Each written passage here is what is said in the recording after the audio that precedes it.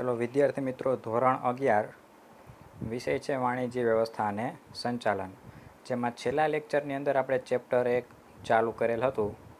Chapter 1નું નામ છે ધંધાનું સ્વરૂપ, હેતુ અને કાર્યક્ષેત્ર. લાસ્ટ લેક્ચરની અંદર આપણે આ ચેપ્ટરની પ્રસ્તાવના વિશે અભ્યાસ કરેલો, આર્થિક પ્રવૃત્તિ કોને કહેવાય એના વિશે અભ્યાસ કરેલો. ત્યારબાદ બિન આર્થિક પ્રવૃત્તિ એટલે શું એ પણ આપણે જોયું, અને આર્થિક પ્રવૃત્તિ તથા બિન આર્થિક પ્રવૃત્તિ વચ્ચેનો તફાવત સ્પષ્ટ કરેલો હતો.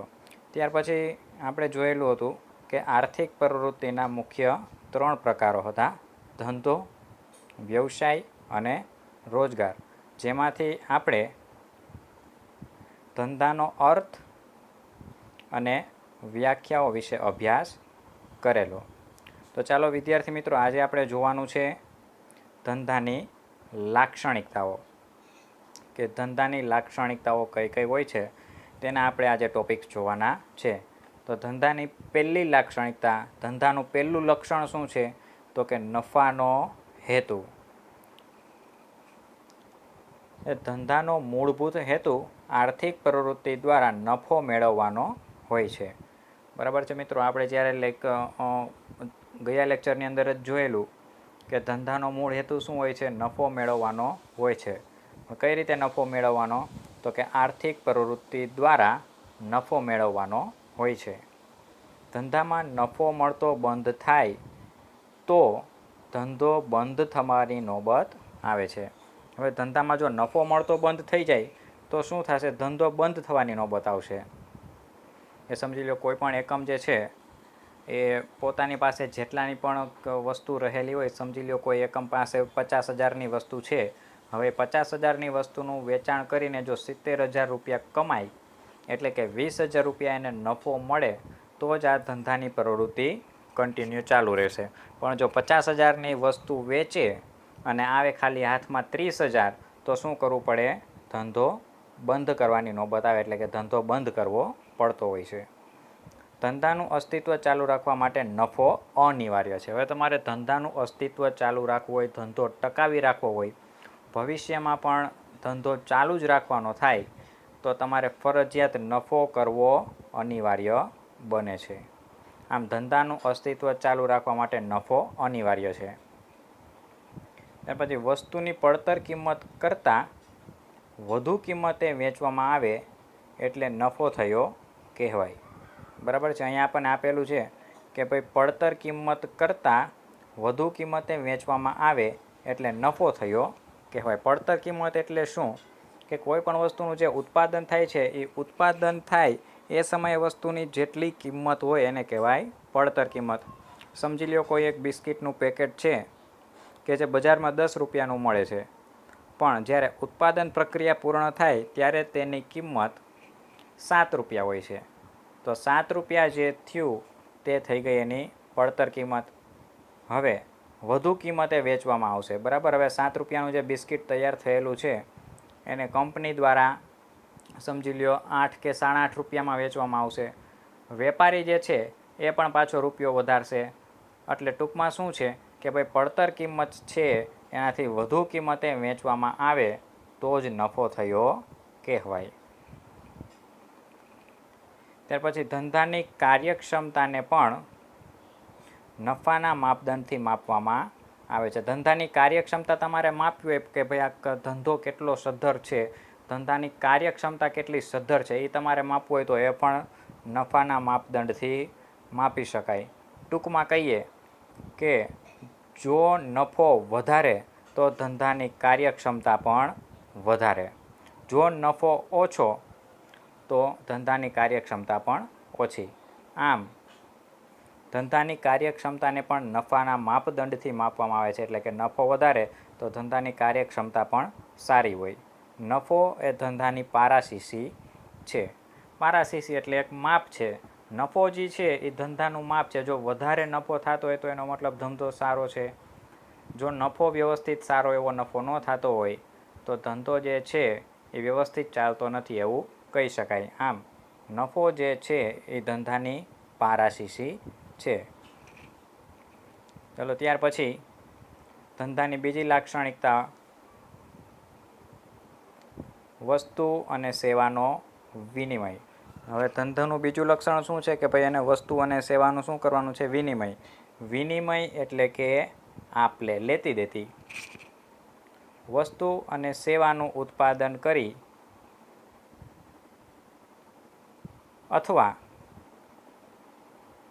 ખરીદીને તેનું વેચાણ કરવામાં આવે એટલે વસ્તુ અને સેવાનો વિનિમય.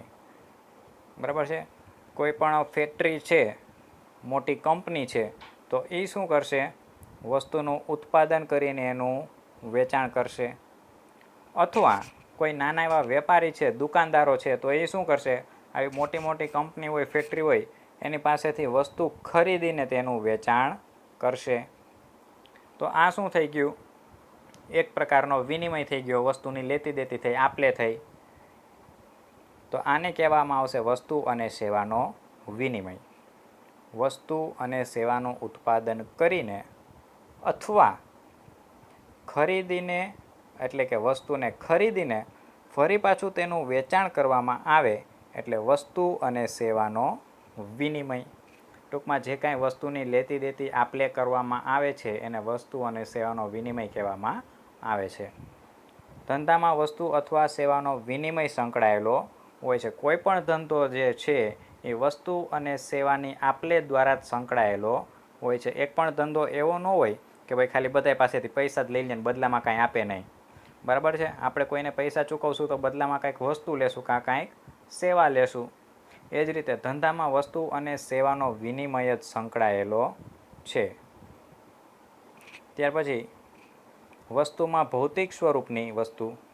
વસ્તુ જે છે એ ભૌતિક સ્વરૂપની, એટલે કે તમે એને જોઈ શકો, એને સ્પર્શી શકો. આવી કાંઈ વસ્તુ હોય તો એને શું કહેવાય? ભૌતિક સ્વરૂપની વસ્તુ. અને સેવામાં અદ્રશ્ય કે અભૌતિક સેવાઓનો વિનિમય થાય છે. હવે જે સેવા આપવામાં આવે છે, સેવા કોને કહેવાય? તો કે સેવા કેવી હોય? અદ્રશ્ય કે અભૌતિક, જેને તમે જોઈ ના શકો, જેને તમે સ્પર્શી ના શકો. ભૌતિક સ્વરૂપની વસ્તુ એટલે કે તમે જેને સ્પર્શી શકો. અભૌતિક વસ્તુ એટલે તમે જેને સ્પર્શી ના શકો એને કહેવાય અભૌતિક.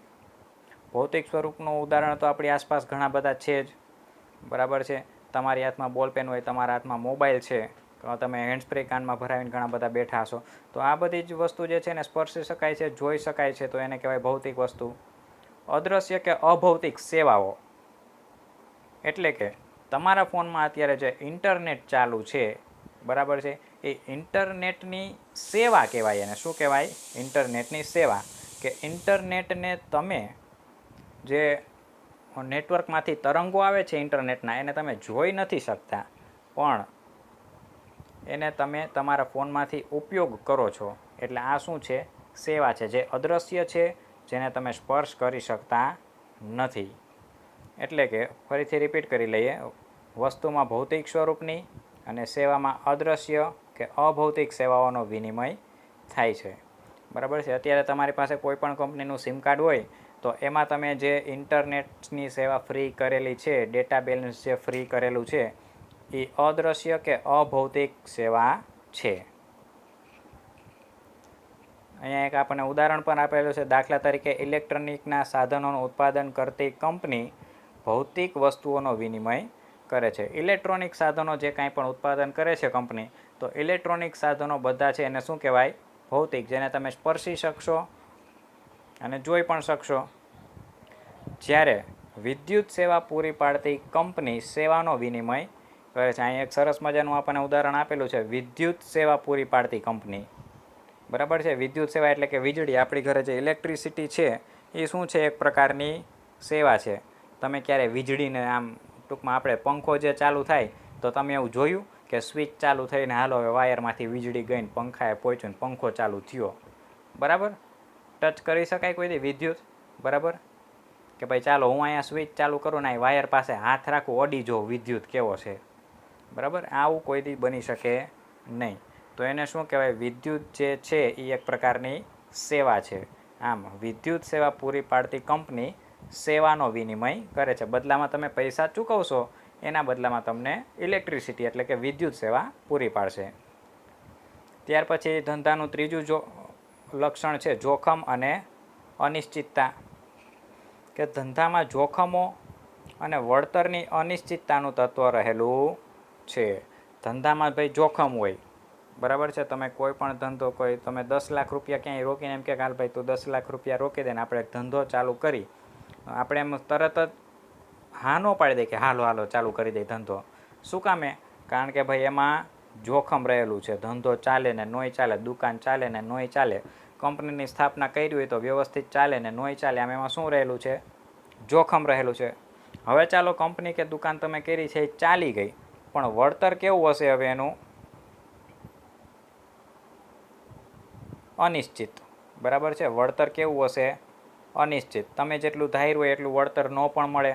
તમે ધાર્યું હોય કે ભાઈ દર મહિને આપણે 30,000 તો કમાઈ જ લેશું, પણ 30ની બદલે 10,000 આવીને ઊભું રહી જાય. તો આવી રીતે ધંધામાં જોખમ અને વળતરની અનિશ્ચિતતા રહેલી છે. કેવા જોખમો હોઈ શકે? તો આપણને આપેલું છે આગ.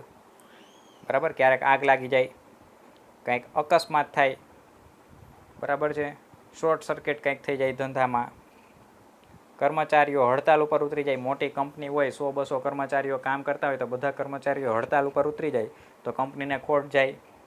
હુલ્લડ કે લૂંટફાટ થાય, બરાબર છે. લૂંટફાટ એટલે કે તમારી કંપનીમાં ચોરી થઈ જાય, બરાબર છે. અહીંયા આપણને આપેલું છે ચોરી થઈ જાય કંપનીમાં, હુલ્લડો ઉપડે, ગ્રાહકોની પસંદગીમાં કંઈક ફેરફાર થઈ જાય. તમે જે પ્રકારની વસ્તુનું ઉત્પાદન કરો છો પણ લોકોને હવે એ વસ્તુ ગમતી નથી, તો તમે જે વસ્તુ બનાવેલી છે એ બધી સામગ્રી પડી રહેશે, એટલે ગ્રાહકોની પસંદગીમાં ફેરફાર થઈ જાય તો પણ ધંધામાં શું આવે?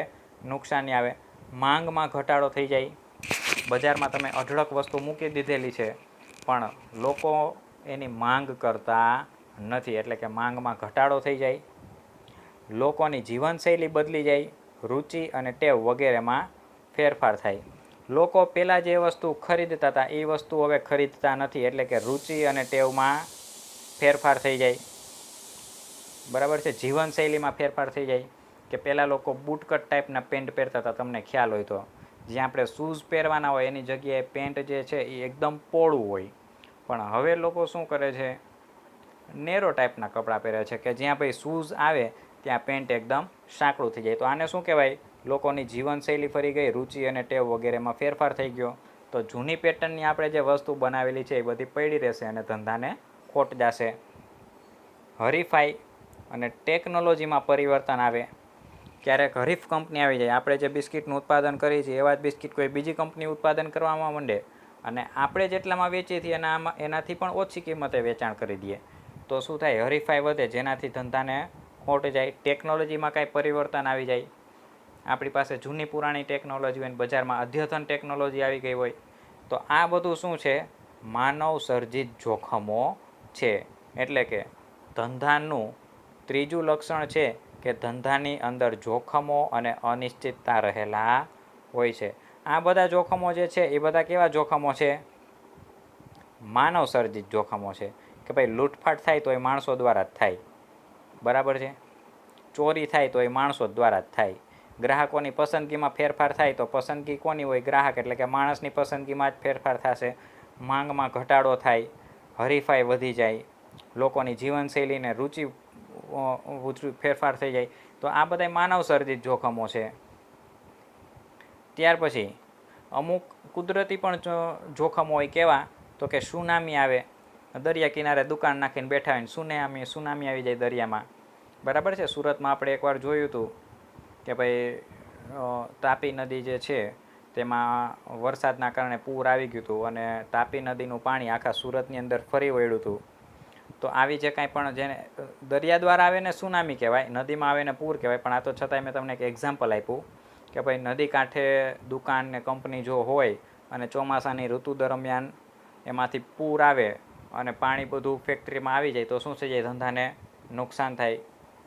ધરતીકંપ આવે, વાવાઝોડું આવે, તો આ બધા શું છે? કુદરતી જોખમ રહેલા છે. આમ ધંધામાં કુદરતી જોખમો પણ રહેલા છે જે ધંધાને નુકસાન કરે છે. આ જોખમથી ધંધાની આવક ઉપર વિપરીત અસરો થાય. હવે આપણે આ જેટલા પણ જોખમ જોયા એ જોખમ માનવ સર્જિત હોય કે પછી કુદરતી હોય, એનાથી શું થશે? અંતે તો ધંધાની આવક ઉપર વિપરીત અસર થશે. એટલે ધંધાને જેટલી આવક થવાની હોય એટલી આવક થશે નહીં. ત્યાર પછી વિવિધ પ્રકારના જોખમોને કારણે ધંધા દ્વારા મળતું વળતર અનિશ્ચિત બને છે. આમ વિવિધ પ્રકારના જોખમો હોય. કુદરતી જોખમ એક અલગ પ્રકારના છે, માનવસર્જિત જોખમો પણ અલગ પ્રકારના છે. અમુક જોખમો જે છે એ લાંબા ગાળા સુધી એની અસર રહે છે, અમુક જોખમો જે એની અસર ટૂંકા ગાળાની હોય. તો આ વિવિધ પ્રકારના જે જોખમો છે એને કારણે ધંધા દ્વારા મળતું વળતર અનિશ્ચિત બને છે. જે નફો થતો હોય એ કેવો થઈ જાય? અનિશ્ચિત. ફિક્સ નફો કાંઈ મળે નહીં. ધંધાનો હેતુ નફો કમાવવાનો હોવા છતાં જોખમોને કારણે કોઈક વાર ધંધામાં નુકસાન પણ થાય છે. ધંધાનો હેતુ તો શું છે? નફો કમાવા માટે ધંધો ચાલુ કર્યો હોય. કોઈએ એવું ન કર્યું હોય ચાલો ભાઈ આપણે સેવા માટે ધંધો કરી, તો એને ધંધો ન કહેવાય. બરાબર? ધંધાનો હેતુ શું છે? નફો કમાવાનો હેતુ છે. પણ આ હેતુ નફાનો હોવા છતાં જોખમને કારણે કોઈક વાર ધંધામાં નુકસાન પણ થાય છે. આમ ધંધાનું ત્રીજું લક્ષણ છે કે જોખમ અને અનિશ્ચિતતા. ત્યાર પછી ચોથું લક્ષણ આપણે જોઈએ. ધંધાનું ચોથું લક્ષણ તુષ્ટિગુણનું સર્જન. તુષ્ટિગુણનું સર્જન એટલે કે ટૂંકમાં લોકોને જે સંતોષ પ્રાપ્ત થાય એને કહેવાય તુષ્ટિગુણનું સર્જન. વસ્તુ અથવા સેવાની ઉપયોગિતા દ્વારા તેનો વપરાશ કરનારને સંતોષ આપવો એટલે તુષ્ટિગુણ. વિદ્યાર્થી મિત્રો, આ પ્રશ્ન જે છે એ 1 માર્કમાં પૂછાય એવો પ્રશ્ન છે, એટલે ખાસ તુષ્ટિગુણનો અર્થ યાદ રાખી લેવો. શું થાય તુષ્ટિગુણ એટલે? તો કે વસ્તુ અને સેવાની ઉપયોગિતા દ્વારા તમે કોઈ પણ વસ્તુનો કે સેવાનો ઉપયોગ કરો છો વપરાશ કરનારને, એટલે કે આ જે ગ્રાહક હોય એને શું કહેવાય? વસ્તુના વપરાશ કરતા. તો વપરાશ કરનારને સંતોષ આપવો એટલે તુષ્ટિગુણનું સર્જન. ધંધાનું ચોથું લક્ષણ છે કે જે કોઈ પણ વસ્તુ કે સેવા ખરીદીને એનો ઉપયોગ કરશે તો આ ગ્રાહકને એનો સંતોષ મળવો જોઈએ, એટલે કે તુષ્ટિગુણનું સર્જન કરવાનું. તમે અત્યારે ઇન્ટરનેટ વાપરો છો તો એક પ્રકારની સેવા છે ઇન્ટરનેટ એટલે. હવે જો તમારી ઇન્ટરનેટની સેવા વ્યવસ્થિત ચાલતી હશે, તમને ડેટા સ્પીડ એકદમ સારી આવતી હશે તો તમને મજા આવશે. તો એ શું થયું? તમને સંતોષ મળ્યો, એટલે કે તમારામાં તુષ્ટિગુણ વધ્યો. હવે કેટલાયને અત્યારે નેટ વ્યવસ્થિત નહીં ચાલતું હોય, વિડીયો ઝાંખો થઈ જાય, ચોટતો આવતો હશે ને, તો એ શું થયું કે ભાઈ તમને જે ઇન્ટરનેટની સેવા મળે છે એ તમને મજા આવતી નથી, એટલે તમને સંતોષ પ્રાપ્ત થતો નથી. તો ત્યાં તુષ્ટિગુણનું સર્જન થયું કહેવાય નહીં. સ્વરૂપ, સ્થળ અને સમય એમ 3 રીતે તુષ્ટિગુણનું સર્જન થાય છે. હવે તુષ્ટિગુણનું સર્જન કઈ રીતે થાય? તો આને આપેલું છે કે વસ્તુનું કેવું સ્વરૂપ છે એના ઉપરથી નહીં તુષ્ટિગુણ મળે. બરાબર છે? આપણને સારી વસ્તુ મળે તો આપણને તુષ્ટિગુણ મળે. પછી સ્થળ આધારિત તુષ્ટિગુણ હોય. આપણને જે સ્થળે વસ્તુ જોઈ છે એ સ્થળે આપણને વસ્તુ મળી જાય તો એ તુષ્ટિગુણનું સર્જન થાય. ગિરનારનો ડુંગર છે, બરાબર? એ ગિરનારના ડુંગર ઉપર તમે ચડી જાઓ પણ ત્યાં તમને જો સરસ મજાનું એકદમ ઠંડુ બિસ્લેરી બોટલનું પાણી મળી જાય, બરાબર, તો તમને શું થાય? મજા આવી જાય, સંતોષ મળે તમને. એટલે એને કેવું કહેવાય? સ્થળ આધારિત તુષ્ટિગુણ. પછી સમય આધારિત તુષ્ટિગુણ હોય,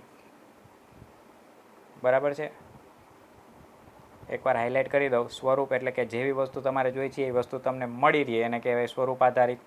સ્થળ આધારિત કે તમને જે સ્થળે વસ્તુ જોઈ છે એ સ્થળ ઉપર તમને વસ્તુ મળી જાય તો સ્થળ આધારિત તુષ્ટિગુણ કહેવાય. અને જે સમયે તમારે વસ્તુ જોઈ છે એ સમયે તમને વસ્તુ મળી જાય તો સમય આધારિત તુષ્ટિગુણ કહેવાય. આમ 3 રીતે તુષ્ટિગુણનું સર્જન થાય છે. સમય આધારિત એટલે શું? કે તમારે જે સમયે વસ્તુ જોઈ છે એ જ સમયે તમને વસ્તુ મળી જાય તો સમય આધારિત તુષ્ટિગુણનું સર્જન થતું હોય છે. જો અહીંયા આપણને આપેલું છે કે કાચા માલનું તૈયાર માલમાં રૂપાંતર થાય તેને વપરાશ યોગ્ય બનાવવામાં આવે એટલે સ્વરૂપ તુષ્ટિગુણનું સર્જન. કાચો માલ છે, જે કંઈ કાચો સામાન છે એને શું કરવાનું? તૈયાર સામાનમાં રૂપાંતર કરવાનો. હવે તૈયાર સામાનમાં રૂપાંતર થઈ ગયા પછી એને વપરાશ યોગ્ય બનાવવામાં, એટલે કે ગ્રાહકો જેનો ઉપયોગ કરી શકે એવી વસ્તુ બનાવવાની, એટલે કે સ્વરૂપ તુષ્ટિગુણનું સર્જન. જે અહીંયા પહેલું આપેલું છે સ્વરૂપ તુષ્ટિગુણ. અહીંયા આપણને એક એક્ઝામ્પલ આપેલું છે કે ભાઈ અહીંયા જે છે એ સામાન્ય લાકડા છે, બરાબર છે? વૃક્ષો કાપીને લાકડા અહીંયા એકઠા કરેલા છે. હવે એ લાકડામાંથી શું બનાવવામાં આવેલું છે? સરસ મજાનું ફર્નિચર બનાવવામાં આવેલું છે. એટલે અહીંયા જે આપણને આપેલું છે આ એ શું છે? કાચો માલ આપેલો છે અને તેને આપણે શું કર્યું? તૈયાર માલમાં રૂપાંતર કર્યો અને તેને વપરાશ યોગ્ય બનાવ્યો. તો તેને કહેવાય સ્વરૂપ તુષ્ટિગુણનું સર્જન. ત્યાર પછી માલના ઉત્પાદનના સ્થળેથી ઉપભોક્તા સ્થળ સુધી લઈ જવામાં આવે એટલે સ્થળ તુષ્ટિગુણનું સર્જન. બરાબર છે. ચાલો, માલનું ઉત્પાદન થઈ ગયું છે. બરાબર છે. હવે ઉપભોક્તાના સ્થળ સુધી લઈ જવાનું. ઉપભોક્તા એટલે કે અહીંયા આપણને આપેલું છે ગ્રાહક. સામાનનું ઉત્પાદન જે છે એ કંપની દ્વારા કોઈ એક જગ્યાએ થતું હોય. હવે દરેક ગ્રાહક કંપનીમાં તો ડાયરેક્ટ સામાન લેવા નહીં જાય. કંપનીવાળા શું કરશે? તો એને ઉપભોક્તાના સ્થળ સુધી લઈ જવામાં આવશે. તો તેને શું કહેવામાં આવશે? સ્થળ તુષ્ટિગુણનું સર્જન. બરાબર છે. અહીંયા આપણને આપેલું છે કે ભાઈ શિમલામાં સરસ મજાના સફરજન બનેલા છે. બરાબર. હવે આપણે જો સફરજન ખાવા હોય તો શું આપણે શિમલા જવાનું? બરાબર. તો શું કરવામાં આવશે? સફરજનને ગુજરાતમાં પહોંચાડવામાં આવશે, દરેક ગ્રાહક સુધી પહોંચાડવામાં આવશે. એટલે શું થશે? સ્થળ આધારિત તુષ્ટિગુણનું સર્જન.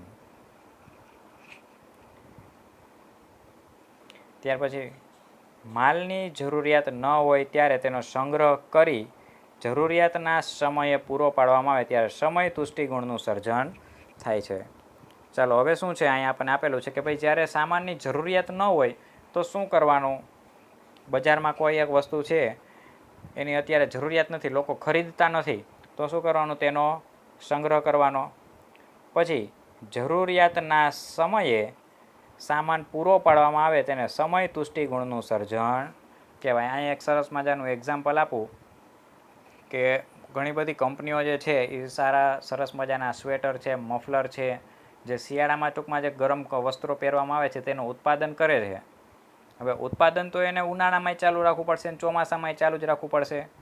શું કામે? કારણ કે શિયાળામાં એ ગરમ વસ્ત્રોની માંગ થશે. જ્યારે માંગ થાય ત્યારે જ જો એ પ્રોડક્શન કરવા બેસે તો ભેગું થાય નહીં. માટે ગરમ વસ્ત્રો બનાવતી કંપની જે છે એ તો ઉનાળામાંય ગરમ વસ્ત્રો બનાવતી હશે અને ચોમાસામાંય બનાવતી હશે. પણ જરૂર અત્યારે છે નહીં, તો એ શું કરશે? જરૂર ન હોય ત્યારે તેનો સંગ્રહ કરી જરૂરિયાતના સમયે, એટલે કે જ્યારે શિયાળો આવશે ત્યારે એ સામાન ગ્રાહકોને પૂરો પાડશે. તો તેને કહેવાય સમય તુષ્ટિગુણનું સર્જન, કે યોગ્ય સમયે સામાન જે છે એ ગ્રાહકો સુધી પહોંચાડ્યો, એટલે કે સમય તુષ્ટિગુણનું સર્જન થાય છે. ચાલો, ત્યાર પછી ધંધાનું 5મું લક્ષણ છે પ્રવૃત્તિનું સાતત્ય. પ્રવૃત્તિનું સાતત્ય એટલે ટૂંકમાં તમને કહું કે સતતપણે જે પ્રવૃત્તિ ચાલુ રહે એને કહેવાય પ્રવૃત્તિનું સાતત્ય. કે જે પ્રવૃત્તિ અટકતી નથી અને સતત ચાલુ રહે, નિયમિત ચાલુ રહે. ચાલો જોઈએ પ્રવૃત્તિનું સાતત્ય. ધંધામાં વ્યવહારો નિયમિત અને સતત થતા રહે છે. ધંધા હોય, કરિયાણાની દુકાન હોય કે કાપડની દુકાન હોય, તો એના વ્યવહારો જે છે એ નિયમિત ચાલુ જ હોય. બરાબર છે. અને સતત ચાલુ હોય. ધંધો એ સતત રીતે ચાલતી આર્થિક પ્રવૃત્તિ છે. ટૂંકમાં જે પ્રવૃત્તિ સતત ચાલતી હોય તેને કહેવાય પ્રવૃત્તિનું સાતત્ય. તો ધંધો જે છે એ ધંધો એ સતત રીતે ચાલતી આર્થિક પ્રવૃત્તિ છે. માટે ધંધાનું 5મું લક્ષણ છે પ્રવૃત્તિનું સાતત્ય, કે જે સતત ચાલતું રહે છે. ત્યાર પછી ધંધાનું 6થું લક્ષણ છે નાણાંની જરૂરિયાત. કે ભાઈ ધંધામાં નાણાંની જરૂરિયાત તો રહેવાની જ છે. તમારે કાચો માલ લેવો હોય, બરાબર છે, તો શું કરવું પડે? નાણાંની સગવડતા કરવી પડે. તો ધંધાનું 6થું લક્ષણ નાણાંની જરૂરિયાત. ધંધા માટે તેની શરૂઆતથી અંત સુધી નાણાંની જરૂરિયાત રહે છે. બરાબર છે. ધંધો જ્યારથી ચાલુ થાય ત્યારથી લઈને ધંધો તમે ચાલુ કર્યો હોય, કાંઈ પણ નાની મોટી દુકાન ચાલુ કરી હોય, તો ત્યારથી તમે એમાં પૈસા ખર્ચવાનું ચાલુ કર્યું હોય ધંધો તમારે વિકસાવવો હોય, તમે સરસ મજાની દુકાન ખરીદી હોય, ફર્નિચર ખરીદવું હોય, પછી એમાં બધી વસ્તુ માલ સામાન તમે એકઠો કરેલો હોય, તો એના શરૂઆતથી લઈને ધંધો વ્યવસ્થિત ચાલુ થઈ જાય, ચાલુ થઈ જાય ત્યારે પણ તમારે સતત એમાં નવી નવી વસ્તુઓ મંગાવવી પડશે. લોકોને જે વસ્તુ જોઈએ છે એ વસ્તુ તમારે મોટા મોટા વેપારી કે મોટી કંપની પાસેથી ખરીદવી પડશે. હવે તમે વસ્તુ ખરીદવા જશો ત્યારે નાણાં તો જોશે જ. આમ ધંધા માટે તેની શરૂઆતથી તેના અંત સુધી નાણાંની જરૂરિયાત, અહીંયા નાણું લખેલું છે, નાણાંની જરૂરિયાત રહે છે. ફેક્ટરીમાં કાચા માલમાંથી તૈયાર માલનું ઉત્પાદન કરવા માટે પણ નાણાંની જરૂરિયાત રહેતી હોય છે. હવે ફેક્ટરી જે છે એમાં શું કરવામાં આવશે ભાઈ? કાચો માલ ખરીદવામાં આવશે. તો કાચો માલ જ્યારે બહારથી ખરીદવામાં આવે, સમજી લો કોઈ કાપડની કંપની છે, કાપડ બનાવે છે, તો એને શેની જરૂરિયાત રહેશે? રૂની જરૂરિયાત રહેશે, કોટનની જરૂરિયાત રહેશે. તો આ કાચો માલ ખરીદવા માટે એને નાણાંની જરૂર પડશે. ચાલો, હવે એને કોટન ખરીદી લીધું, રૂ ખરીદી લીધું છે, પણ હવે એને એમાંથી કાપડ બનાવવું છે, તો તૈયાર માલનું ઉત્પાદન કરવા માટે પણ એને શું જોશે? નાણાં જોશે. બરાબર? રૂ લઈ લીધું તો રૂમાંથી કાંઈ ઘરે બેસીને કાંઈ હાથથી તો કાપડ બનાવશે ને એ. બરાબર? એ જેવું એને કાપડ બનાવવું છે એ મુજબ એને મશીનો જોશે. તો મશીન ખરીદવામાં શું જોઈએ? નાણાંની જરૂરિયાત રહે. ચાલો, મશીન ખરીદી લીધા છે, તો મશીન ચાલુ કરવું હોય તો ઇલેક્ટ્રિસિટીની જરૂરિયાત પડે, વીજળી જોઈએ તો વીજળીનું બિલ ભરવું પડશે. આમ કાચા માલમાંથી તૈયાર માલનું ઉત્પાદન કરવા માટે પણ નાણાંની જરૂરિયાત રહેતી હોય છે. ચાલો, આ થઈ કંપનીની વાત, કે કંપનીવાળાને પણ નાણાંની જરૂરિયાત રહે. મોટી મોટી ફેક્ટરીવાળાને પણ ધંધો ટકાવી રાખવા નાણાંની જરૂરિયાત પડતી હોય છે. હવે અહીંયા આપેલું છે વેપારીને માલ ખરીદવા નાણાંની જરૂરિયાત રહે છે. હવે કોઈ નાના વેપારી છે તો એને સામાન ખરીદવા નાણાંની જરૂરિયાત પડશે. બરાબર? વેપારી કોની પાસેથી સામાન લેશે? મોટી કંપનીઓ પાસેથી લેશે, કે એનાથી મોટો વેપારી હોય એની પાસેથી સામાન ખરીદશે. તો એને પણ સામાનની ખરીદી કરવી હોય તો ત્યારે નાણાંની જરૂરિયાત પડશે. માટે ધંધાનું છઠ્ઠું લક્ષણ હતું નાણાંની જરૂરિયાત. ત્યાર પછી આપણને આપેલું છે આર્થિક પ્રવૃત્તિ. બરાબર છે? કે ધંધો જે છે એ આર્થિક પ્રવૃત્તિ છે, આ ધંધાનું લક્ષણ છે. બરાબર? આપણે આગળ પણ જોઈ ચૂક્યા છીએ કે ધંધો એ નાણાંના ઉપાર્જન દ્વારા નફો મેળવવાના હેતુથી કરવામાં આવતી આર્થિક પ્રવૃત્તિ છે. આથી આ 2 થી 3 વાર આપણે રિપીટ થઈ ગયું કે નફો મેળવવાના હેતુથી કરવામાં આવતી પ્રવૃત્તિ એટલે ધંધો. તો નફો મેળવવાના હેતુથી કરવામાં આવતી આર્થિક પ્રવૃત્તિનો એક ભાગ એટલે કે ધંધો. માટે ધંધાનું છઠ્ઠું લક્ષણ થઈ ગયું કે ધંધો જે છે એ આર્થિક પ્રવૃત્તિ માટે કરવામાં આવે છે.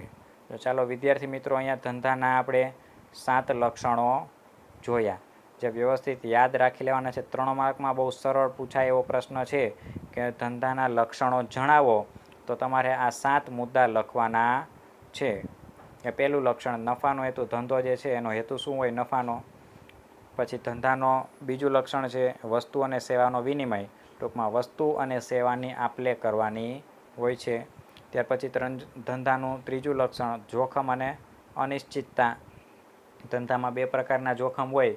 માનવ સર્જિત જોખમો, કે જે હુલ્લડ હોય, હડતાલ હોય, લૂંટફાટ, ચોરી, આ બધા છે માનવ સર્જિત જોખમો. અને સુનામી, ધરતીકંપ, વાવાઝોડું જેવા કુદરતી જોખમ પણ રહેલા છે. ત્યાર પછી તુષ્ટિગુણનું સર્જન. ધંધાએ શું કરવાનું હોય છે? તુષ્ટિગુણનું સર્જન કરવાનું હોય છે. કે ભાઈ વપરાશકારને જે વસ્તુ આપે છે એનાથી એને સંતોષ મળવો જોઈએ, એટલે કે તુષ્ટિગુણનું સર્જન. એક્ઝામ્પલ આપણે જોયું હતું કાચા માલમાંથી, એટલે કે આ જે લાકડામાંથી ફર્નિચર બનાવ્યું હતું, બરાબર, તો ફર્નિચરનો ઉપયોગ કરીને ગ્રાહક ખુશ થશે, તો આ શું થયું? તુષ્ટિગુણનું સર્જન. તુષ્ટિગુણનું સર્જનમાં આપણે જોયું હતું કે સ્વરૂપ આધારિત તુષ્ટિગુણ, લાકડામાંથી ફર્નિચર બનાવ્યું. પછી સ્થળ આધારિત તુષ્ટિગુણ, શિમલાના સફરજન ગુજરાત પહોંચાડ્યા. અને સમય આધારિત તુષ્ટિગુણ, એનું આપણે ઉદાહરણ જોયું કે જ્યારે શિયાળામાં ગરમ વસ્ત્રોની જરૂરિયાત પડે ત્યારે કંપનીવાળા ગરમ વસ્ત્રો બજારમાં પહોંચાડી દેતા હોય છે. તો યોગ્ય સમયે આપણને ગરમ વસ્ત્રો મળી રહે તો પણ શું થાય? તુષ્ટિગુણ, એટલે કે આપણા સંતોષમાં વધારો થાય. ત્યાર પછી 5મું લક્ષણ હતું પ્રવૃત્તિનું સાતત્ય. એટલે કે ધંધો જે છે એ સતત રીતે ચાલતી આર્થિક પ્રવૃત્તિ છે.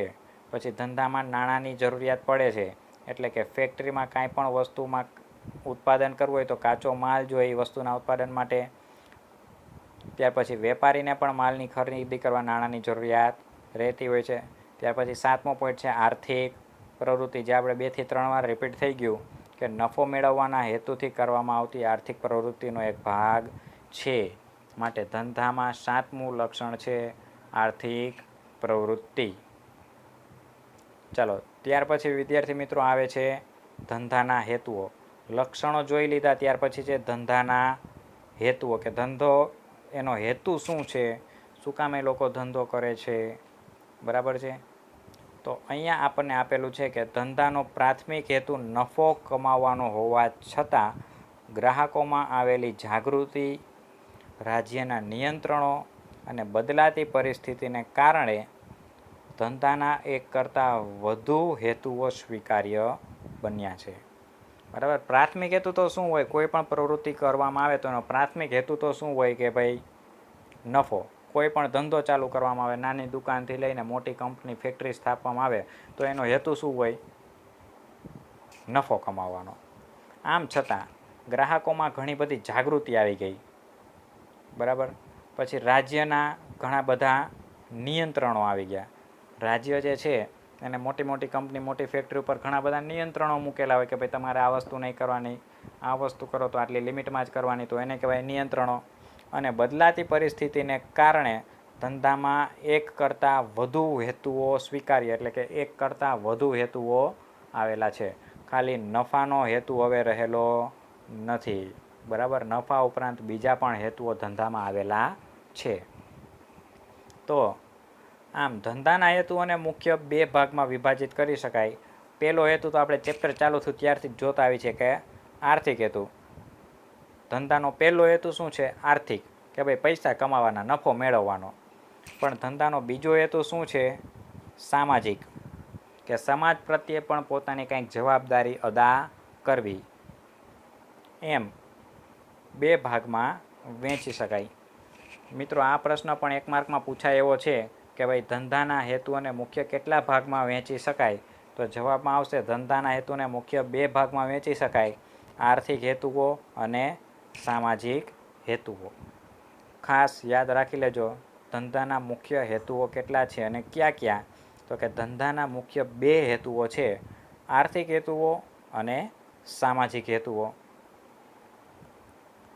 ચલો, એમાં વિદ્યાર્થી મિત્રો આપણને આપેલું છે પહેલું આર્થિક હેતુઓ, બરાબર છે. અત્યારે અહીંયા જે 2 પોઈન્ટ આપેલા છે આર્થિક અને સામાજિક, એમાંથી આપણે પહેલાં ખાલી આર્થિક હેતુઓ જોવાના છે.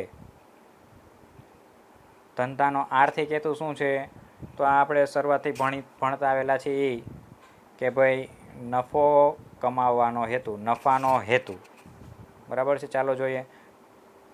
ધંધો એ આર્થિક પ્રવૃત્તિ હોવાથી ધંધામાં રોકાયેલી મૂડી ઉપર વ્યાજબી વળતર મળી રહેવું જોઈએ. ધંધો એ આર્થિક પ્રવૃત્તિ છે, ટૂંકમાં નાણાંની લેતી દેતી એમાં થતી રહેશે. આર્થિક પ્રવૃત્તિ એટલે નાણાંની લેતી દેતી કરવામાં આવે એને શું કહેવાય? આર્થિક પ્રવૃત્તિ. તો આર્થિક પ્રવૃત્તિ હોવાથી ધંધામાં જેટલી મૂડી રોકાયેલી છે એના ઉપર વળતર મળી રહે એ ધંધાનો હેતુ હોય છે. કે ભાઈ તમે 1 લાખ રૂપિયા રોકેલા છે, તો 1 લાખ રૂપિયા રોકેલા છે એમાંથી દર મહિને તમને 5,000 7,000 વળતર મળવું જોઈએ. અને આ જે વળતર છે એ જ વળતર એટલે કે નફો, બરાબર છે.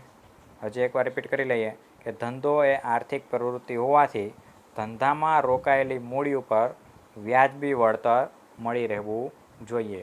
તમે 1 લાખ રૂપિયા ક્યાંક ધંધામાં રોકેલા છે તો એના ઉપર દર મહિને તમને વ્યાજબી વળતર 5,000 રૂપિયા મળી રહે કે 10,000 રૂપિયા તમને દર મહિને મળી રહેતા હોય, તો આ વળતર એટલે શું? તો કે નફો.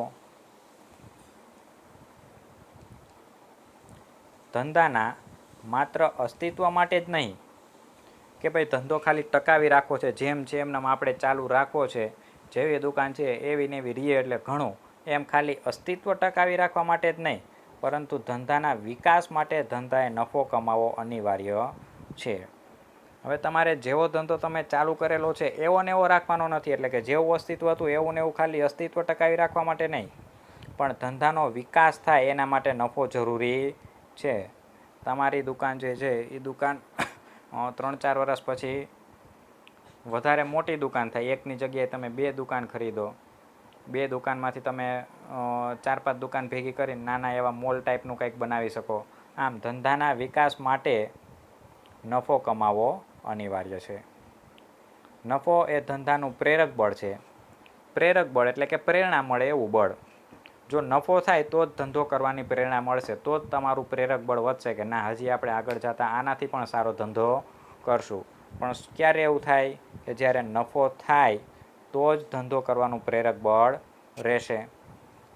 કાર્યક્ષમતાની પારાશીસી એ પણ આપણે જોયું કે કોઈ પણ ધંધો જે છે એ કેટલો કાર્યક્ષમ છે એ તમારે જોવું હોય તો એને નફો કેટલો થાય છે એનો ખ્યાલ તમને આવે તો તમને એ પણ ખ્યાલ આવી જાય કે ધંધાની કાર્યક્ષમતા કેટલી છે. જો સારો નફો હશે તો કાર્યક્ષમતા સારી હશે, જો નફો સારો નહીં હોય તો ધંધાની કાર્યક્ષમતા પણ સારી નહીં હોય. અને નફો જે છે એ જીવન રક્ત સમાન છે. બરાબર છે. જેમ આપણા શરીરમાં રક્ત જરૂરી છે, લોહી જરૂરી છે, એના વગર આપણે જીવી શકીએ નહીં, એમ ધંધામાં નફો જરૂરી છે. બરાબર, જીવન રક્ત સમાન છે. નફો જે છે એ જીવન રક્ત છે. આજે મહત્તમ નફાને સ્થાને વાજબી નફાનો ખ્યાલ સ્વીકારવામાં આવે છે. બરાબર, મહત્તમ નફો એટલે વધુમાં વધુ કમાય એટલું કમાઈ જ લેવાનું. પહેલાં એવું હતું કે કોઈ પણ વસ્તુ હતી તો વેપારી ઓછા હતા, દુકાનો ઓછી હતી, તો ત્યારે એ શું કરતા હતા કે મહત્તમ નફો મેળવતા હતા, વધુમાં નફો, જેટલો નફો મળે એટલો લઈ જ લેતા હતા. પણ હવે તો દુકાનો વધી ગઈ, વેપારી વધી ગયા, એક જો બહુ ઊંચી કિંમતે વેચશે તો બીજો વેપારી એનાથી ઓછી કિંમતે પણ વેચે, તો ગ્રાહકો બધા ઓછી કિંમતે વેચશે એની પાસે જતા રહેશે. એટલે અત્યારે શું થઈ ગયું છે તો કે મહત્તમ નફાને સ્થાને વ્યાજબી નફાનો ખ્યાલ સ્વીકારવામાં આવ્યો છે. બરાબર, કે ભાઈ 10 રૂપિયાની વસ્તુ હોય તો વધીને એને 11-12 રૂપિયામાં વેચવી, એના 15-20 રૂપિયા લઈ શકાય નહીં. ત્યાર પછી